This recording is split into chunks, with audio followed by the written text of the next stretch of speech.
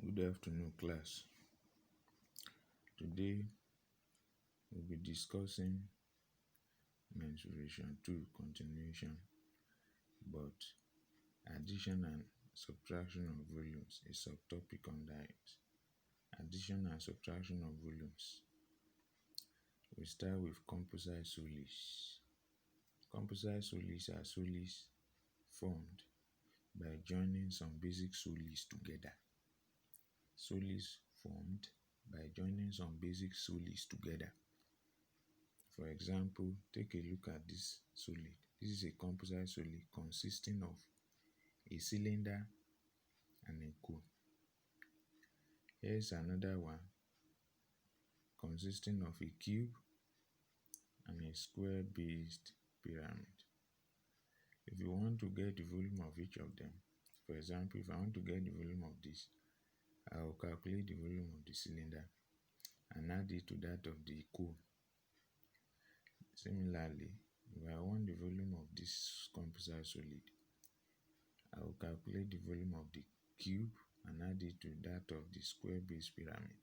So in composite solids, you do addition of volumes. Example 1. The diagram here shows a composite solid consisting of a cube of side 28 cm and a square-based pyramid whose height is 16 cm. So we have to calculate the volume of the solid. We do addition of volumes. We get the volume of the cube. In our previous class, we discussed volume of cube as length times length times length. So since the side is 28, you say 28 raised to power 3. This will give you 21,952 cm cube. Get the volume of the square-based pyramid. Generally, volume of the pyramid is 1/3 base area times height. The base is a square. This place is 28. This place is 28. So area of a square is length times length. That's 28 times 28. And the height is 16. That's how we got this. So when you multiply 28 by 28 by 16, and you now divide whatever you have by 3, you will have 4,181.33 cm cube. Always give your answer to minimum of 2 decimal places after decimal point 1 to minimum. Then add the volume of the cube to that of the square-based pyramid. That's what we have here. And the volume of the composite solid becomes 26,133.33 cm cube. And that is how you get the volume of the pyramid. That's how you get the volume of the composite solid.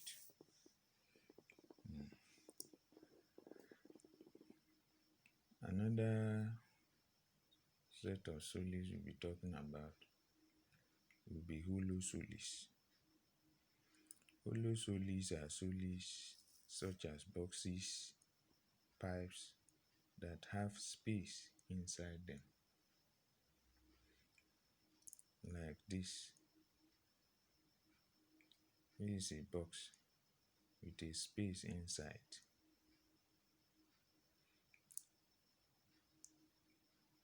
For example, the box you use in molding blocks is a hollow solid. Also, here is a pipe containing space inside. It is also a hollow solid. In hollow solids, we do subtraction of volumes. You get the volume using your internal dimension. You also get the volumes using your external dimensions. Then you subtract them. Example 2. An open rectangular box has internal dimensions 2 meters long, 20 cm wide, 22.5 cm deep. If the box is made of wood 22.5 cm thick, you have to calculate the volume of the wood in cm cube. Here is the diagram. Here they give us internal dimensions. The length inside, which is 2 meters. Since you are giving your answer in cm cube, you have to convert to centimeters. 100 centimeters make a meter, therefore 2 meters will be 200 centimeters. The internal breadth or width is 20 cm. The internal depth is 22.5 cm. The thickness of the box is 2.5 cm. Get your external dimensions. For something like this, if I want my length, the outer length from here to here, which is the same as from here to here, all I need to do is to add this thickness here to the thickness here to the internal length, and I'll get from here to here. Let me repeat it again. If I want the length outside, see the movement. You say your internal thickness, your thickness plus the internal length plus the thickness. That will take you to this external length. So in summary, multiply your thickness by 2 and add it to the internal length, and you have the external length. Similarly too, if I want the width outside, I will say my thickness plus internal width plus thickness. That will give the external width. Look at it. This thickness plus internal width plus thickness, that will give external width. So multiply your thickness by 2 and add your internal width. That will give you your external width, which is 25 cm. For height, the external height is gotten by adding your thickness once to the internal height. You add the thickness once to the internal height. That will give you 25 cm. Now you come and get your volume using external dimensions. This is a keyword when you consider the outer part. So it's the length times breadth times height.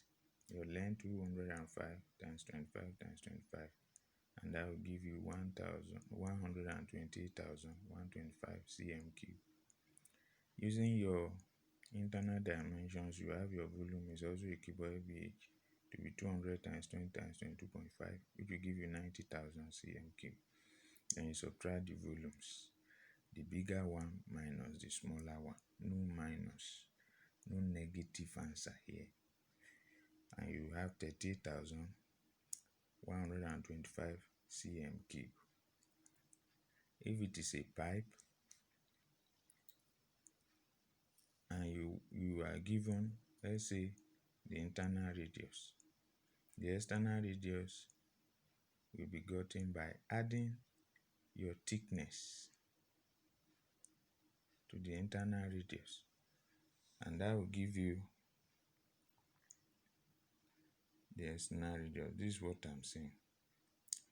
You have this. Let's say maybe you are given this internal radius. This is my thickness. If I want the external radius, let me call it bigger. I will add my internal radius to thickness. That's what you use as your external radius. Volume of a cylinder is always pi r squared h. So if you are using your our external dimension, you use this bigger R. If you are using your internal dimension, use this small r. The length, the height for your cylinder, both for internal and external, will not change.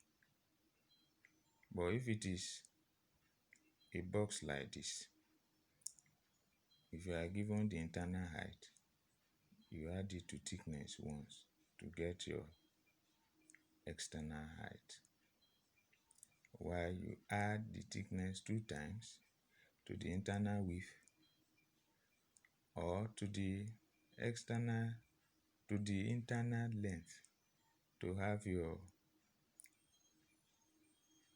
external width or external length. Please take note of that, very important.